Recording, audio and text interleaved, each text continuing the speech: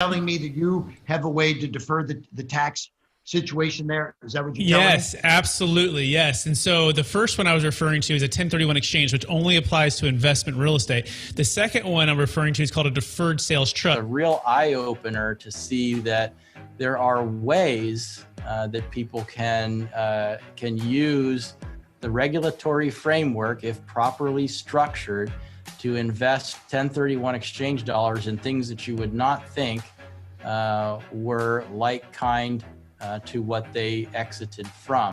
I'm going to pause that real fast because I think my thing is not showing quite up as it should. Okay, let's just kind of replay that.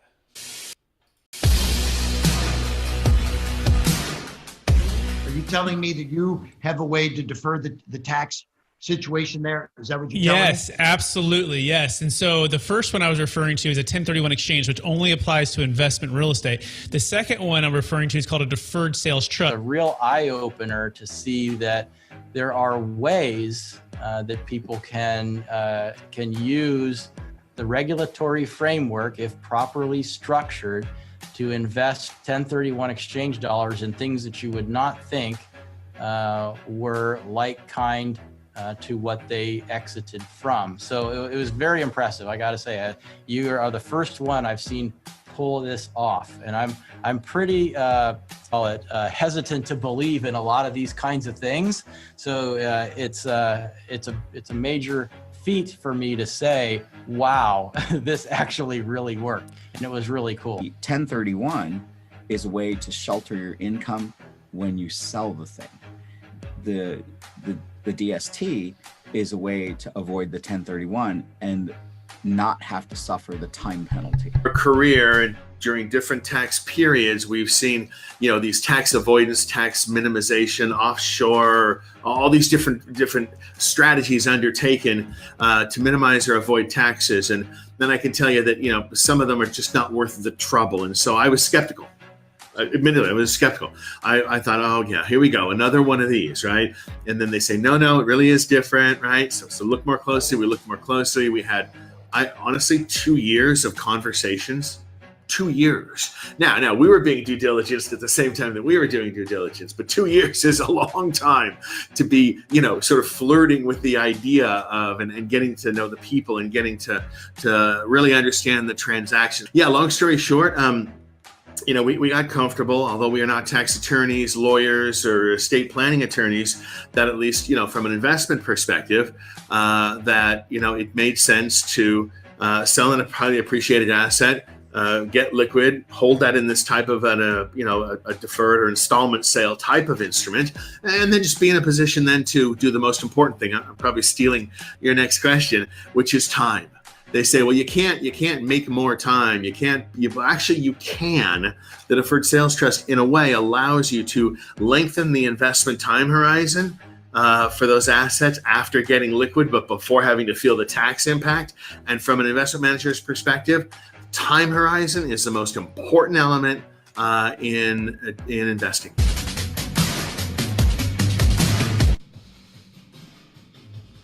All right, everybody. Hey, welcome to another Capital Gains Tax Solutions Cryptocurrency Deferred Sales Trust Mastermind. For those who don't know, I'm Brett Swarts, and we're very passionate about helping people make all things simple, the Deferred Sales Trust, and helping you create and preserve more wealth as you exit highly appreciated businesses, real estate, cryptocurrency. It could be a primary home. It could be saving a failed 1031 exchange. And we're here to do a couple things, give you kind of the vision for who we are and what we're trying to do, as well as tell like a deal close story of the week, and then answer it and open up for questions for everybody who might be tuning in for the first time, and maybe trying to clarify if this is a good fit or not for them or their clients. I'm welcomed by a couple of my business partners. They're actually on the road today. One is the Jake Muller, and one is Pierce York. Guys, how are we doing today? I'll start with Jake. Doing great, Brett. Having a wonderful time. Just getting back from Texas. Was at a Bitcoin conference in Houston, and representing also one of our clients, Moonshot, that does the electrical infrastructure and data center type arrangement for those that mine Bitcoin. So that was all very exciting. That is very exciting and very cool. And Pierce, where are your ventures taking you today? If he's available, he might be on the road. Yes. So we're heading up to beautiful Tahoe to just get after it a little bit on the golf course and enjoy the celebration of the youngest brother taking the plunge and getting married. Fantastic! Congratulations to Pierce's younger brother. You got to bring him to the mastermind after all the festivities wind down. And Jake, for those who want to know why we're here, can you give a little bit about the vision in your own words? Absolutely. All of those people that have highly appreciated capital assets that are going to be sold, or otherwise exchanged for value, and would otherwise incur capital gains tax. We are here to help them or show them how not they can defer that forward and continue to reinvest the gross proceeds minus attorney fees rather than chopping things up and separating them early on to the various taxing entities. Perfect. Exactly. And so we do that through something called a deferred sales trust mainly, although there's some other strategies too that can have worked for a long time, especially a 1031 exchange when it comes to real estate. We just have found there's some limitations to the 1031 exchange, especially because it doesn't work for cryptocurrency, doesn't work for businesses, doesn't work for highly appreciated public or private stocks, whereas the deferred sales trust, it does. And the analogy we like to use is something called Netflix versus Blockbuster. And if you remember going to those old Blockbuster video stores, and they'd have the video at the end of the aisle, but if you got that video, you had to return it within 3 days, or sometimes it wasn't there, or if you didn't rewind it, you get a little fine. Well, that's like the 1031. It's very restrictive. You have that 45 days to identify, 180 days to close. It oftentimes creates pressure where you're not diversifying. You're taking on too much debt. You don't have enough liquidity. And we believe today, more than ever, it's a great time to have some debt freedom, to have you be able to sell high and being able to get some diversification, whereas the 1031 oftentimes doesn't allow you to have any of that. And oftentimes you're selling high and buying higher. So the deferred sales trust can come in and help you or help your clients defer capital gains tax, again, on cryptocurrency, business, real estate, and not have to suffer the time consequences of overpaying for something. And so I just think about what's happened recently with a couple of the deals that we've closed. Bitcoin in particular, we had a client, Jake and I, who bought Bitcoin at about $50,000 and it went up to 50 million. And this huge amount of gain wanted to exit, and we exited a part of that at 54,000 a coin, about 5 million of the 50 million, and deferred about 1.85 million in tax, which was a big opportunity for her to then deploy a majority of the capital into a business venture, all tax deferred using the deferred sales trust. And so those are the type of things that we're helping people every day. We like to use the analogy of a Rubik's Cube, and the more brains in the mastermind that we can get in the room to take this cube that perhaps has all different colors and is out of sorts, that we can together move and try to get it as congruent for each circumstance as possible. But Jake, I got to be honest, it's not always that easy, right? Because sometimes we're up against timing restrictions and maybe even qualifications. So who would you say qualifies for this, Jake? And then Pierce, I want you to touch on what you like best about the deferred sales trust. Absolutely. The easiest home run to speak of would be $1 million net. Or when I say $1 million net, so we've got $1 million net proceeds from the sale after all, realtors and everybody else is paid. Talking about any callback depreciation that might be added to the mix or adjusted basis. And of course, we also have to take into consideration if there's any debt that might be called boot, added back as an economic benefit. Any of those situations add to an adjusted basis that we then offset with the sales proceeds, and we come up with a net, so to speak. And that's what the figure that we look at, the home run, $1 million or higher. That's a number that makes it really easy for us to say that, hey, this makes sense. That the pain of otherwise paying the tax is great enough and significant enough that we should probably all look at working together and seeing if we can have a better outcome. Yep. And Pierce, as a reminder, who does this work for, and what do you like best about it? I love best about it is it works for I'm going to take it back, Pierce, because it sounds like your connection's pretty poor there. So I'm going to actually answer the question that I just asked of Pierce, since he's close to that Lake Tahoe and it gets a tough spot for his cell phone. So it works for anybody who has a primary home, a business, a piece of real estate, public or private stock, cryptocurrency, NFTs, artwork, collectibles. It can save a failed 1031 exchange. Yes, past the 45-day identification. You need to make sure you're working with a qualified intermediary that will accommodate. It's very important that you're working with those. I've had now 4 or 5 now in the past 2 weeks alone who have called me and said, "Hey, Brett, can we do this?" And I said, "Well, if you get what's your accommodator?" And they give me a couple names, and I'm like, if you can get them to work with you, because they're not very friendly to the Deferred Sales Trust, but we have very friendly 1031 qualified intermediaries. So you want to make sure you get with us on if you're going into one, and we recommend to not use one that's not going to allow you to have the Deferred Sales Trust option.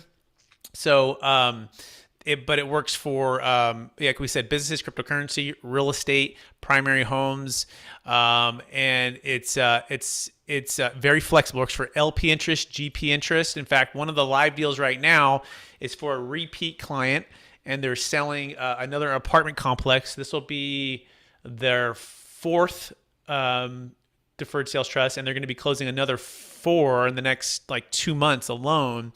And their structure is 2 GP interest, typically. And now they have another 3rd GP on this next one they're coming in, and the rest of their LPs. And then as they exit, they assign their GP interest to the trust, because the whole entity typically in a 1031 exchange must move, but not so with the Deferred Sales Trust. This is why it's like Netflix and not like Blockbuster, because it has that flexibility. And so instead of paying tax on each sale, and then the partners coming together again for maybe the next deal that might not be within 45 days, might be at 181 days, might be whenever, they're able to exit their positions into the trust. Then they can always partner together as they partner with their trust to go buy more property. So it's kind of like a self-directed IRA. It's kind of like a 401k in one sense. It's kind of like a 1031. It's kind of like a lot of things. And you got tax deferral and you got some flexibility, but then you can also put it into liquid investment grade securities, which is nice. And that the funds can be invested with some of the biggest companies in the world. And this is where Jake Miller comes in. He's a financial advisor. So Jake, talk about the importance of diversification right now, liquidity, and put it again into assets that have some stability, because it's definitely the real estate world and the crypto world are some of the all-time highs. Absolutely. And of course, just as a little disclosure, items that we might discuss today are not recommendations for anyone. These are for discussion purposes only.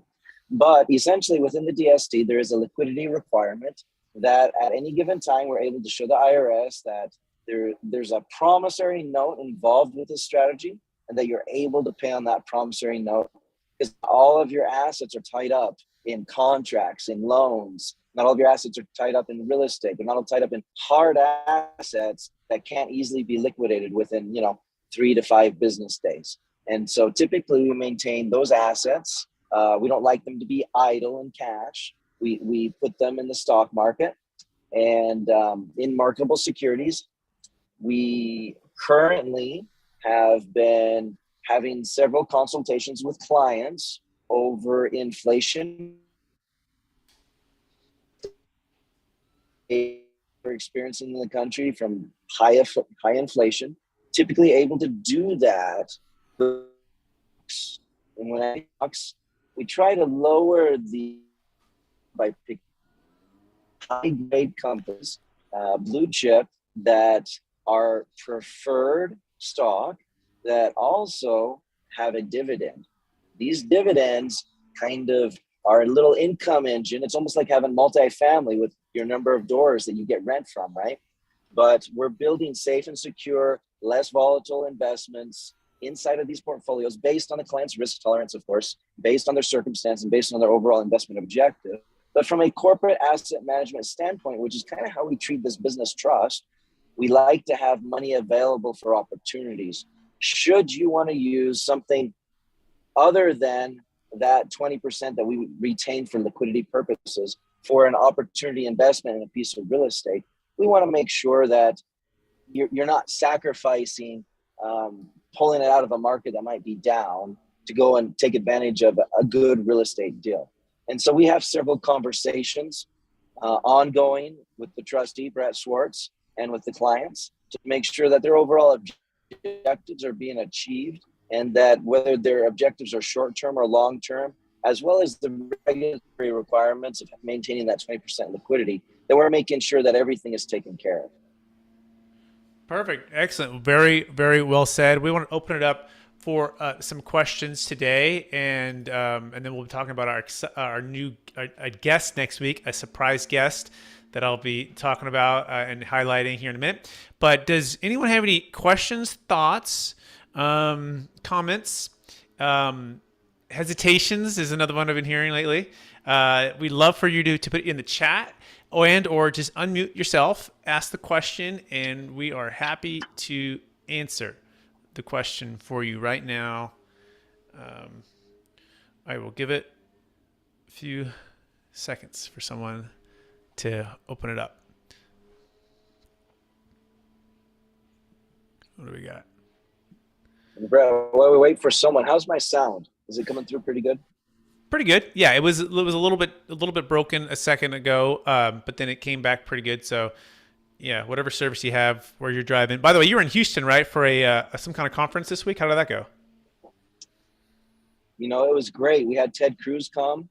I posted a little thing on my Instagram, just, him talking about politics and Bitcoin. And he's sponsoring a bill right now so that the federal government doesn't, I don't know what you'd say, create their own digital asset to try and create a central bank type scenario with cryptocurrency.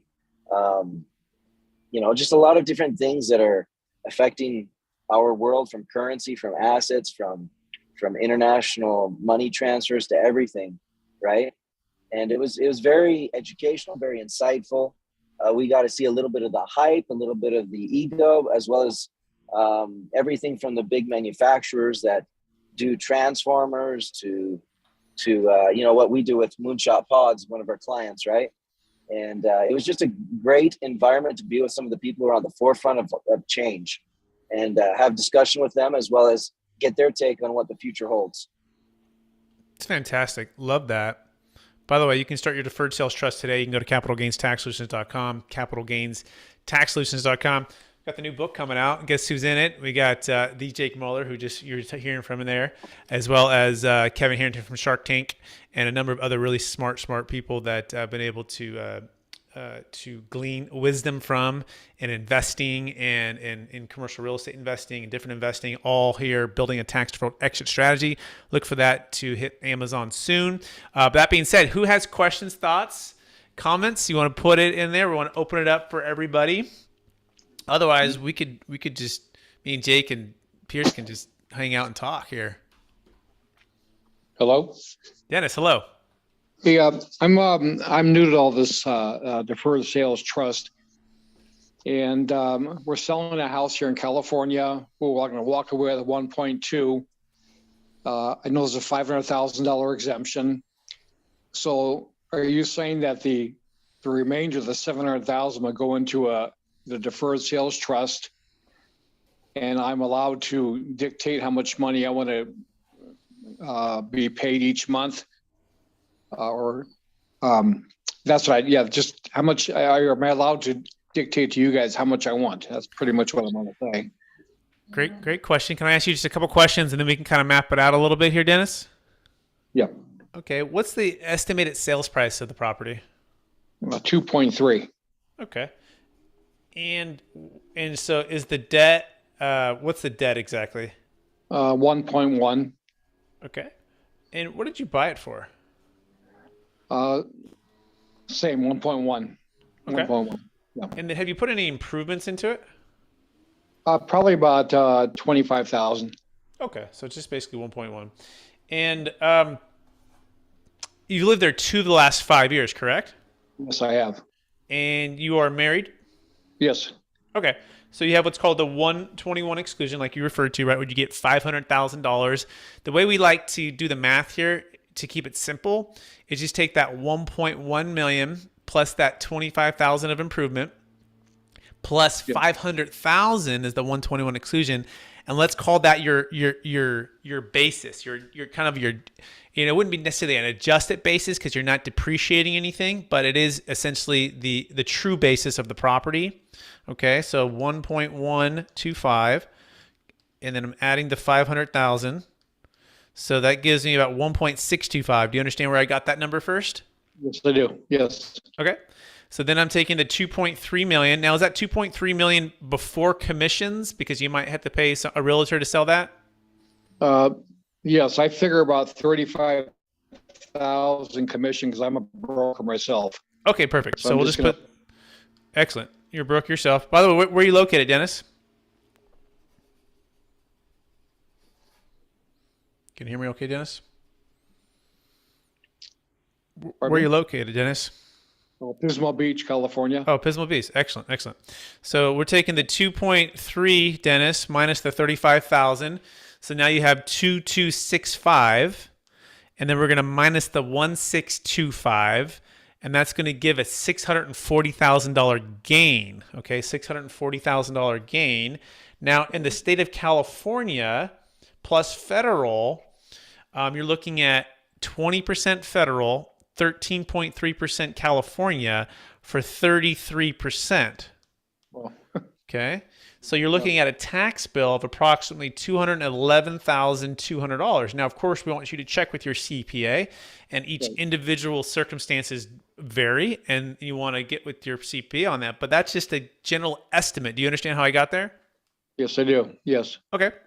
So let me ask you a couple other questions. Do you need or want any of the funds for another purchase of a primary home or big personal expense? Go buy a boat, go, whatever. You go, travel the world. Like, do you feel like, hey, Brett, I'd be happy if the money could hit an account that I could retire on or get some cash flow on or put in some investments. Does that make sense? Yes, I like to get 500,000 up front. Okay. That's the exemption. I'm going to purchase another house in Las Vegas. Okay. Primary. Okay.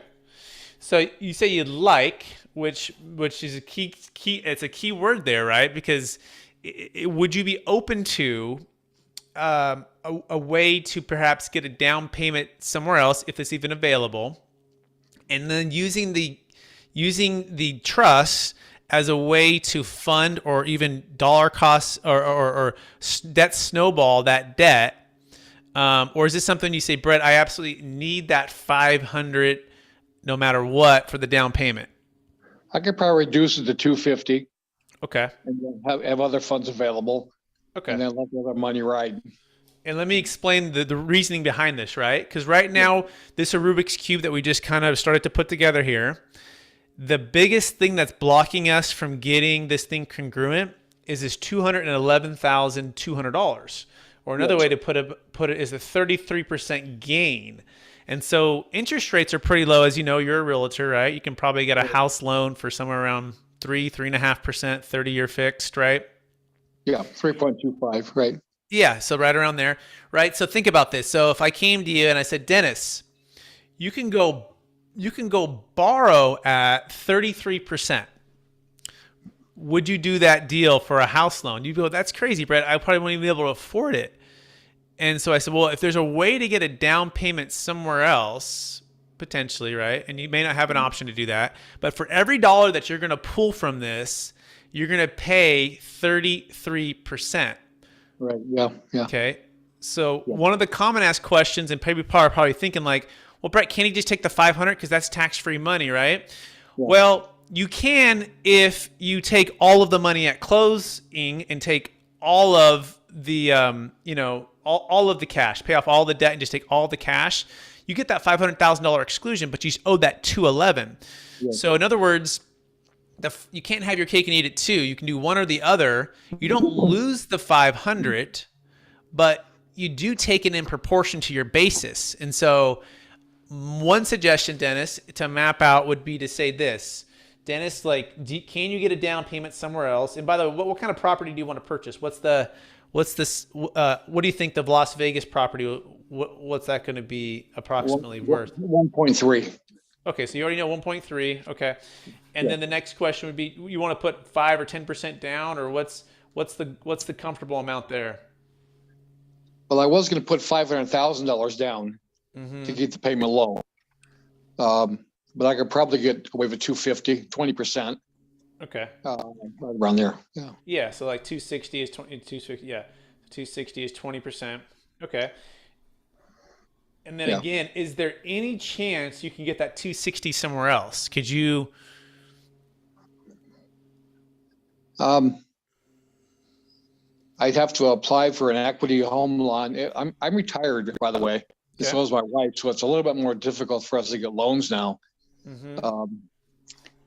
I was thinking about doing an equity line on this house before I sell it and stash that money away. Now you're thinking, well, do you have some time? Like you're not in a rush to do this? Like you have some time to do this? Yeah, right. No.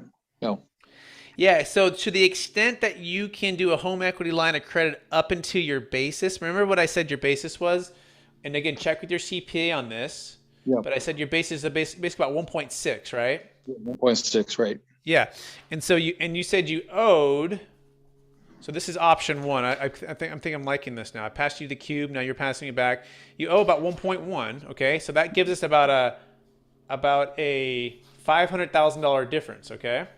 So what about this? What if you could get a home equity line of credit for 260 or even potentially up to 500,000, okay? Check with your CPA and make sure that upon the exit, you'd be good here. And we can also get with the tax attorney on our side to map this out, okay? But what I'm seeing is you could borrow up to your basis, okay, or do a home equity line of credit, and then at closing, you're going to pay off all debt. Yes. Okay. And you're going to have, let's just say, to keep it simple, let's just say you're going to have 250 in the bank. 250 in the bank that you borrowed up to. So we went from 1.1,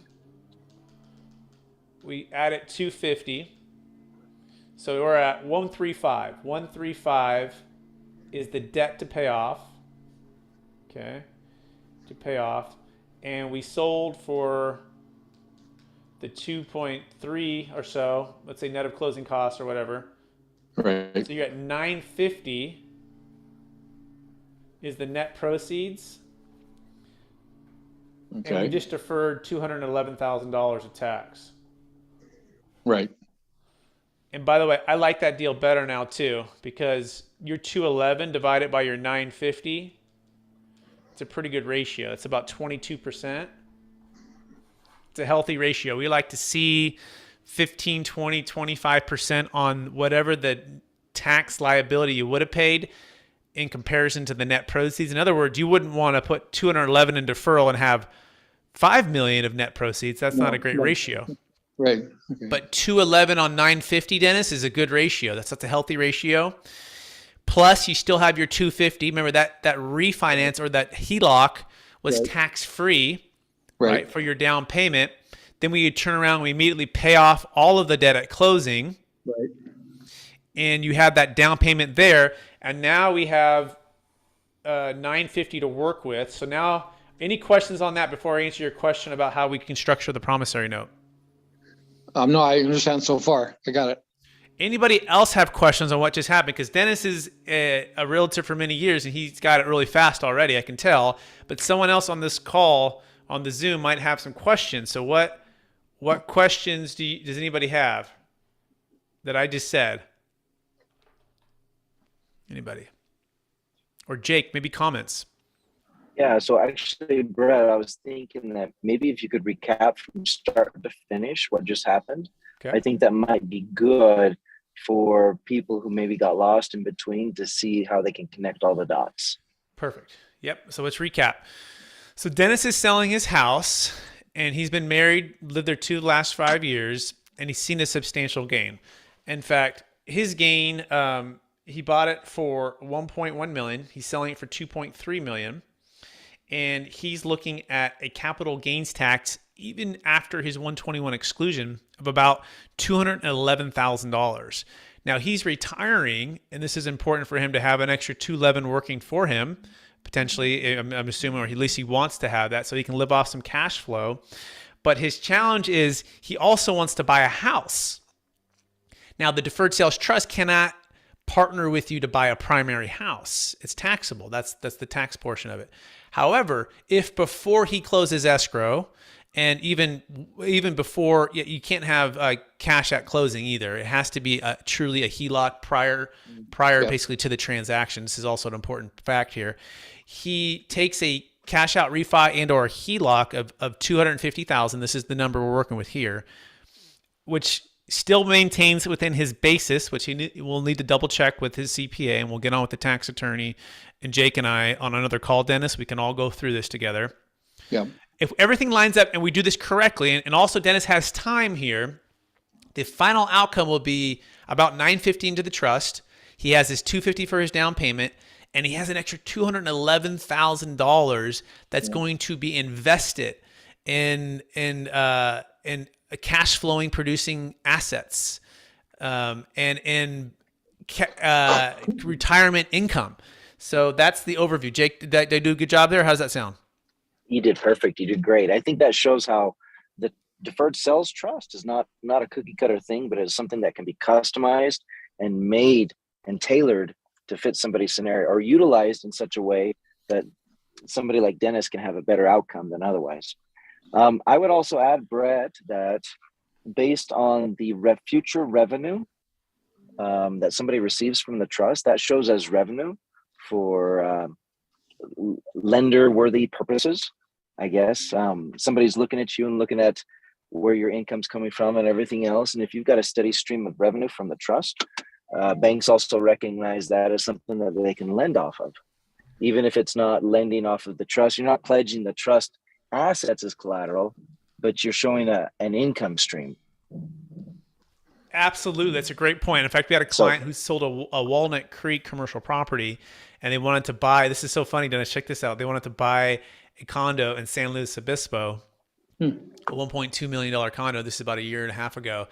And they called me up and like, Brett, we want to use the trust to buy the condo. I'm like, well, is it going to be a primary or an investment property? They said, primary. I said, well, we can't do that. Like, I mean, we can cash you out and you can do down payment and then you can pay tax on that. They said, well, we don't want to do that. And I said, okay, well, how about this? How about we get the payments going, which we basically turned up the payments higher to get some cash flow from the trust in order to qualify for a loan, because the bank said, hey, we need about $6,000 more of income per month for you to qualify for the loan. And they said, great, well, let's get $6,000 more of income per month. So we were able to kind of refinance the promissory note, which kind of answers your first part of your question. We're able to change that along the way. And so we typically, when we set it up on this 950, you could say, Brett, I'd like to have X per month. And I might say, well, Dennis, would you like X per month right now while you're in San Luis Obispo? Or would you like X per month once you establish residency in Las Vegas, Nevada? And you might say, you know what, Brett, I'd like to establish residency in Las Vegas, Nevada. And I'm going to say, that's probably a good choice, Dennis. Well, why don't we delay the income for a year, get you settled over there. And in the meantime, the funds can be invested in growing and building, and then start receiving income once you establish residency in Nevada. And you say, Brett, that's one of the best thoughts and tax flow strategies I've ever heard. I'm going to say, yes. And that's what you can do with the deferred sales trust. It's flexible. It's also adjustable depending on your circumstance and your timing. So back to this other client, they were still living in California. And they said, you know what? We need it right now. How quickly can we adjust it? So we can adjust it here in a week. Let's get the payments going. And so we adjusted it, and an extra $6,000 a month starts coming out. And guess what the bank said? We just need basically 30 days of that. I think they said maybe 2 payments, and then we're going to qualify that as your income. They also see statements of the trust. In this scenario, they're at TD Ameritrade Charles Schwab, so they saw all of that, and they're like, "Yeah, this is good." So, does that make sense, Dennis? So far on all of that, or any questions there? That makes perfect sense, because I've actually talked to a lender who suggested that. He said, start the payments from the trust, or at that time, annuity, and like a cash flow recorded for 3 months, and we'll add it to your income you have now. So he suggested 10,000, but I'm not too sure I really need that much. I make 10,000 now a month, so I think another 5 would probably do it, and then show 3 months statements and a statement from you. And it should be able to qualify for the new house. There it is. So that's the Rubik's Cube analogy, right? So Yeah. you're passing it to your lender, you're passing it to your CPA, you're passing it to me and Jake, we're passing it to the DST tax attorney. And if we all get in the room, and as long as we have some time to do this, Yeah. we adjust this thing, and ideally it gets congruency on every side. Does that make sense? Yes, it does. Yes. Thank you. Thank you. Yeah, I appreciate you jumping in here because that's a great case study for everybody to learn from. And everyone, if you didn't quite get all that, it's cool. It's live on YouTube right now. You can go back and you can rewatch it and rewind it and rewatch it. And if that hopefully that clicks. And what we're talking about here is tax flow, not just cash flow. It's both. And we've got to try to take this, again, this a Rubik's Cube. By the way, I ordered a Rubik's Cube this week, Jake, on Amazon. And so I'm hoping next week I'm going to have this thing, and maybe I should put like tax flow on one side and cash flow on one side, and we can like adjust this thing. And that's the cool, we like solving problems, and we like geeking out about tax and cash flow and investments and helping people have freedom with their finances, freedom with their time and the location freedom. In fact, Dennis, we just did a deal in Palo Alto for $8.3 million. And guess where he moved? To Nevada, outside of Las Vegas, Henderson, right? Yeah. And he could not even sell his property without the deferred sales trust. I mean, he had about an $800,000 to $1 million liability. He goes, Brett, without this, I can't even sell. Because I basically, everything goes to zero. Like after I pay off my debt and I pay the closing costs and I pay the tax, like there's no point for me to sell. I might as well hold on to the property. And he goes, with it, I could sell, I can exit, I can retire, I can get some cash flow coming in, I can defer the tax, I can land in Nevada, a very tax-friendly state, and start to receive cash flow from that. He did a mixture of both. He actually had to take a payment at the close for his down payment. He didn't quite have any other option because of where his basis was. But these are the things that are we're doing every day. So any questions or thoughts from anybody? Cool. One more quick question, Brett. Sure. When you take the money and put it into a trust and you invest it with TD America, you said? Yeah. So with Jake Miller, it's at Charles Schwab. Oh, sorry. Go ahead, Dennis. Okay. So what interest rate are you shooting for? And with the stock market being the way it is, what do you invest in? Or do you just guide me to invest for myself, or how does that work? So we work together as a team. We take down a lot of information. We actually do not just a normal risk tolerance questionnaire, but I kind of call it a survey because it's how you would feel should the market do certain things type of survey. And then in addition to that, we set objectives. And so for you, it's a little different than other clients that are wanting to continually reinvest. For you, if you're wanting an income stream from this, we would, based on the scenario I painted early on at the start of the meeting, if we had, let's say, preferred stock that had income coming in from the dividends monthly, we would measure that against what your monthly income need is and just try to see if from that alone, right now, bonds are pretty tough to work with, pretty tough to have confidence in with interest rates doing what they're doing and inflation doing what it's doing, right? So we need an inflation hedge. We need to be able to retain your principal as much as possible. We need to satisfy your income needs. And we want to combat, depending on your risk tolerance, we need to combat some of the volatility that's going on because of politics, because of Russia, because of everything else, right? And so it's a little bit of a journey. At the end of the day, you're the CEO, Brett's the COO, I'm the CFO. We're all here one team. We're working together. So your input and your dialogue is critical. We do things for you though. We try to make your life easier. And of course, it's all based on our discussions that we have, what actions we take. Okay. All right. Thank you. Yeah. And for those who are wondering, our promissory notes are typically structured based upon a risk tolerance, but around 8% net of recurring fees. That includes Jake and my fees. There's a one-time fee that's paid up front to the tax attorneys. That's typically about 1.5% of the gross sales price. But we only ever get paid if and when the deal closes. So it's all conditional. But upon closing, Jake would manage the funds, and then based upon the risk tolerance and based upon the approval of both the trustee and, in this scenario, Dennis, you. And the payments can be structured flexible. It could be interest-only payments. It could be partial interest payments. It could be interest and principal. It could be delayed for a period of time.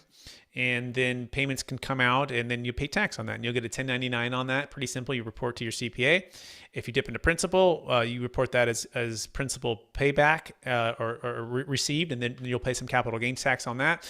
And then you just get a 1099, and you just report that. It's really simple. As a trustee, I file the tax returns with a professional preparer for that. You get to review all that. You get 24/7 access to do the funds online. We all work together as a team to make all of this, okay? But it's like riding a bike. The first time you're riding, you're like, well, this is wobbly. Who are these new people with this new tax deferral strategy? And I've never done it before, and it's my biggest sale. It's my retirement. It's my future. And all of a sudden, we're talking about tax, and we're talking about investments and retirement, or if you're an entrepreneur, you might say, I want to go invest in another piece of real estate. Can I do that? Well, yeah, as long as it's investment real estate, that's good. Or another business, yeah. We just did the Bitcoin sale for the client, Jake and I, for the $5 million I was telling you about, and she did a startup, a tech company, of another client that did an Ethereum sale for $7.5 million and Bitcoin out of a $13 million gain. And for him, he's going to be starting a crypto business, serving that community. So these things are all possible, and the key is just getting with us. The timing is crucial, though. We don't want to exit before we have a plan in place and before we have the trust in place. In fact, we typically say don't even list. Don't even, go to market, because if you go past a certain time period, which basically means a buyer removing all contingencies, it's too late. And or if you're not, unless you're in a 1031 exchange, in which, again, we can save if you're using the right accommodator. So all of these things, all no cost, no obligation. Get with us early. We will connect you with the right people, the best in the business on M&A advising, by the way, financial advisors, luxury realtors, commercial real estate brokers, business brokers.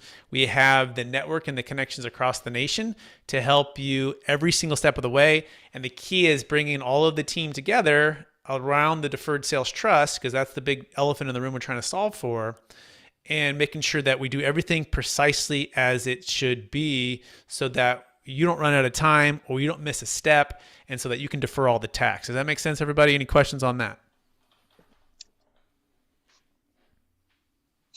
Brett, I do have a question for you.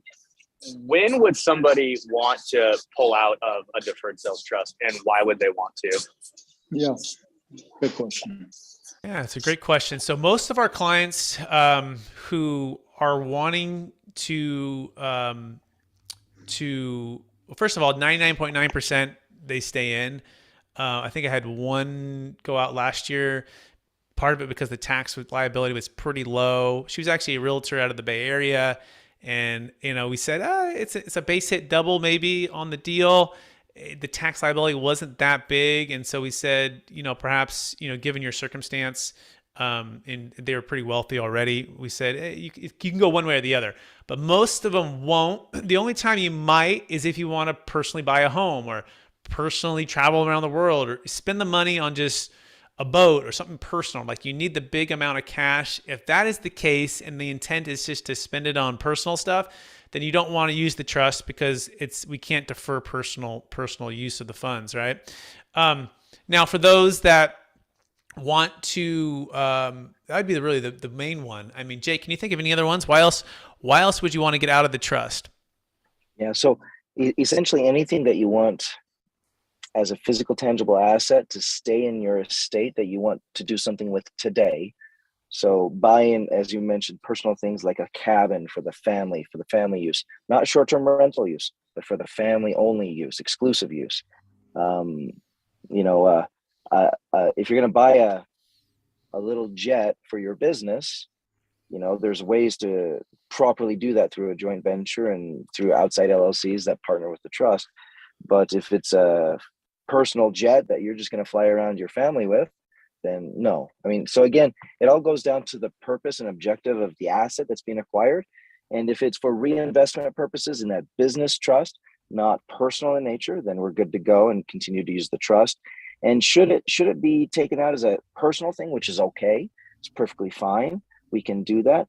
If overwhelmingly the large bulk portion of the assets are being used for personal stuff, then maybe we should reconsider what we're doing with the trust. We should possibly,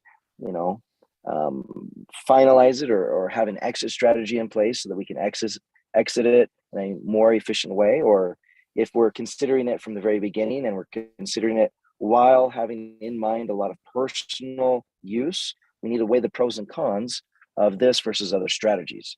Again, at the end of the day, Brett and I, we try to make sure, first and foremost, that people are eligible, that they have an eligible transaction, that this is a proper use, and that what their long-term objectives are. I mean, is this a 5-year thing? Is this a lifetime thing? Is this a legacy thing?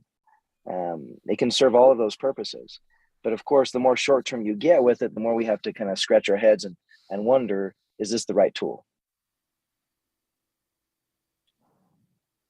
So Brett, it kind of sounds like the main reason why someone would want to get out is for some sort of like personal use of the funds. But couldn't the trust's cash flow just kind of cover that if like whatever you're going to do is going to have some sort of like loan or with like a lower interest rate? Like, wouldn't it make sense to keep that in there if you're getting 8% on your money versus like a 4% loan?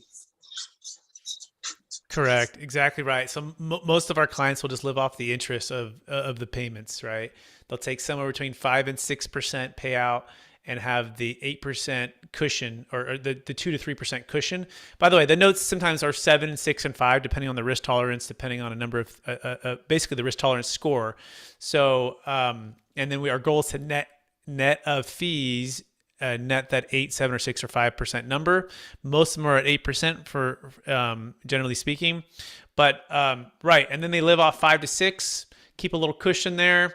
And I call it, don't eat the goose that lays the golden egg. Our goal is to keep the golden goose. Like in Dennis's scenario, it'd be about $1 million is in the trust. And let's say it's earning 8%, which is 80,000. Let's say he's living off 50,000 per year. He's keeping an extra little cushion of 30 that just always keeps that original million, the golden goose, building to be able to lay the golden eggs, right? And so that's the whole idea. In this scenario, he has an extra 211,000. So he's really happy. We're happy because we get to serve him, help him out, make our fees. And he has the wealth that he can pass on to his kids. Every 10 years, you can renew for 10 years. Kids can step into your shoes and you can keep it going. Brett, I had a question come to me, and I can't remember the exact number. They asked what the minimum attorney fee would be. Should this not be a home run deal, but less than a home run deal, less than the $1 million mark? Is there a minimum attorney fee that you're aware of?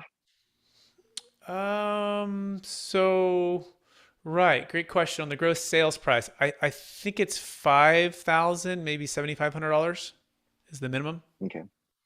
Yeah. I was guessing at 7,000, but five to 7,500, probably a pretty accurate guesstimate, I guess. Yeah. All right.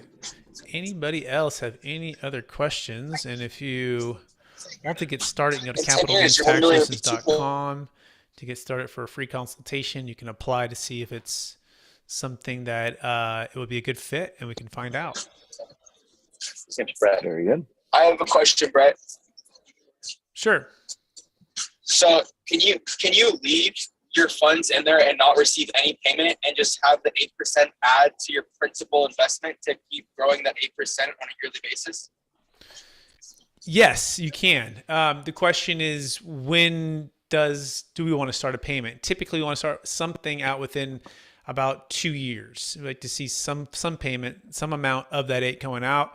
But that is one of the advantages of delaying payment for a period of time. And how come you want to start payment after 2 years?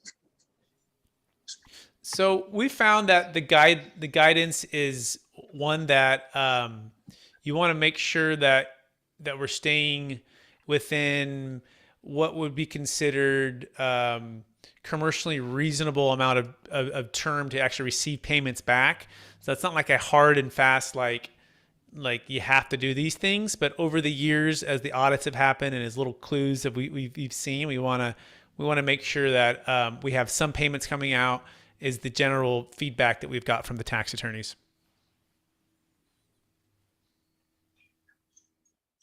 That makes sense. Thank you. You're welcome. Anybody else? Questions, thoughts?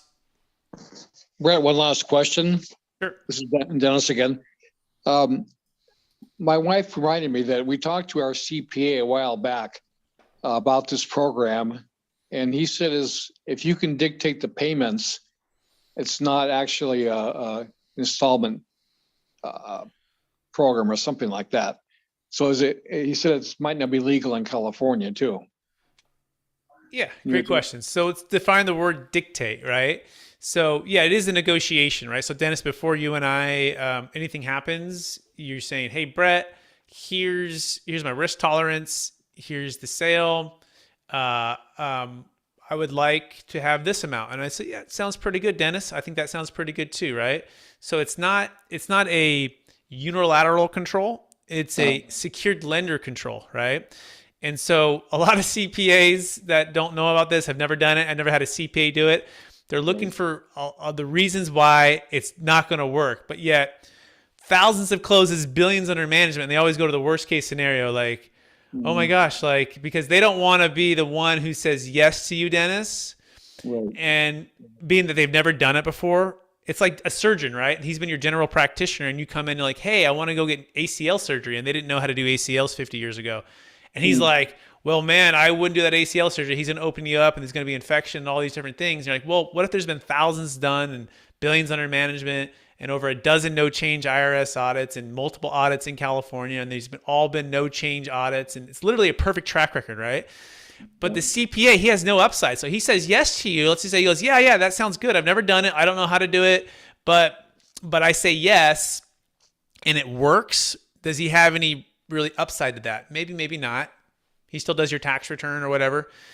Now the opposite is true though. If he says yes and it doesn't work, then all of a sudden it's like he's on the hook for this thing, right? Or he's responsible. Right. So we've found that the CPA who helped you get from 0 to $1 million, or even 1 to 10 million, Dennis, is not the CPA to get you to the next level. And this is where we bring in the best of the best. We call them the dream team. By the way, the guy who created this is a CPA and a tax attorney. Okay, the biggest audit was in California, $128 million deal in San Diego, which was a no change audit. Another big deal just happened in Santa Barbara, a $46 million primary home sale, where this is a very high net worth individual who hired a California law firm to do a 3-month due diligence on this and paid him $100,000 to this law firm on this exact topic you're bringing up. And they said, green light, go for it. You're good to go. So we also, by the way, we encourage you to bring him to the call, right? Don't let them off the hook. Say, hey, you have some really good questions and thoughts. Come talk with the CPA and Brett's team.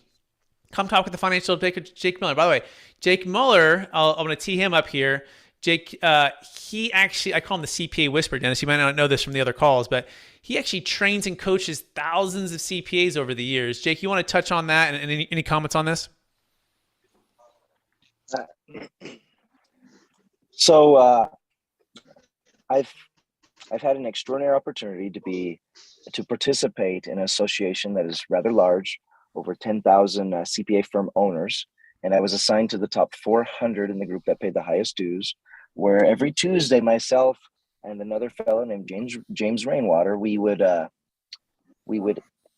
take questions and provide answers. And sometimes we didn't have the answers, we had to go find the answers, right? And it was quite an arduous thing to have strategies thrown at us from every little attorney seminar out there that somebody's client went to. And 19 out of 20 of them were way too fishy, or they didn't have substance, or they didn't have precedence, or it was just somebody's idea and it had never been tested before, right? And that's not the case here with the Deferred Sales Trust.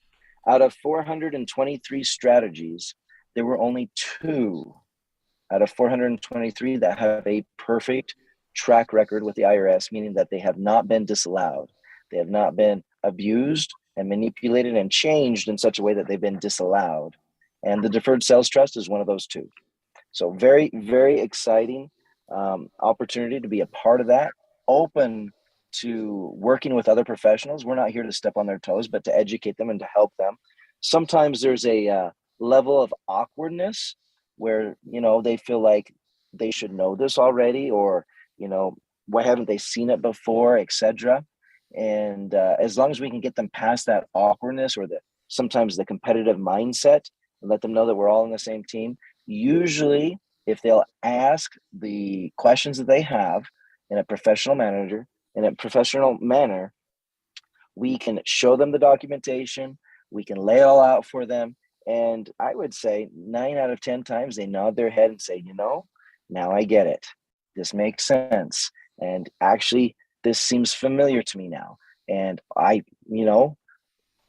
there's a lot of the light bulb turning on type moment, so to speak, for those people who a little bit more humbly come to the table, willing to discuss professionally what we're trying to do for all of our clients. Does that make sense, Dennis? Any questions there? No, I'm okay. I understand. Cool. Awesome, Dennis. Thanks. Good question. And by the way, also lifetime audit defense for the tax attorney. So Dennis, did you get state or federal audit on any of the trust part of the transaction? They will defend at no additional charge, which is pretty cool. And remember, all this is conditional, no cost. You can do all your due diligence with us, bring your CPA to the table. We form the trust. We work with your escrow company. We work with title. Okay. We get everything in place. We help with you as the realtor to put the addendums in place. All of it. And for some reason the deal doesn't close, or you want to pay the tax, like you owe us zero, right? There's no obligation to this. So that being said, if anyone wants to learn, you go to capitalgainstaxsolutions.com. And Jake, we're running out of time here. So if people want to get in touch with you, where is the best place for them to find you? Yeah, we've got an 800 number, 1-800-773-1848, as well as we have a new landing page for our website that's under construction. But it is strategictaxsolutions.com, strategictaxsolutions.com. My email is jake@strategictaxsolutions.com. And then look for the book that's coming out soon, Building a Tax Deferred Exit Strategy. It's the proven playbook for unlocking your ideal wealth plan when selling assets of any kind for yourself or your clients. The Jake Miller will be in it. I'll be in it, as well as the Kevin Harrington from Shark Tank will be in it too. Hey, I want to thank Dennis for being a part of it. Dennis, I appreciate you sharing all of your current circumstance. We're happy to help you out. Let us know if we can help you out. I want to encourage you to invite that CPA to come to this next week, or anyone else. Invite the CPA, invite the skeptical person. We're on a mission to train and coach 100,000 of the top business professionals across the U.S. on this strategy. And we want you to be a part of the mission with the Deferred Sales Trust. Go to capitalgainstaxsolutions.com to register to be a part of this Zoom if you're watching this on YouTube or Facebook. And we look forward to seeing everybody next week. Pierce, you enjoy that Lake Tahoe, and maybe do a DST man on the street if you can on the Tahoe side. Thank you, guys. All right. Take care, everybody. Off to link up with Rebecca. Exactly. You should. Bye, everybody. Have a good time, everyone. Okay. Great weekend. Bye now.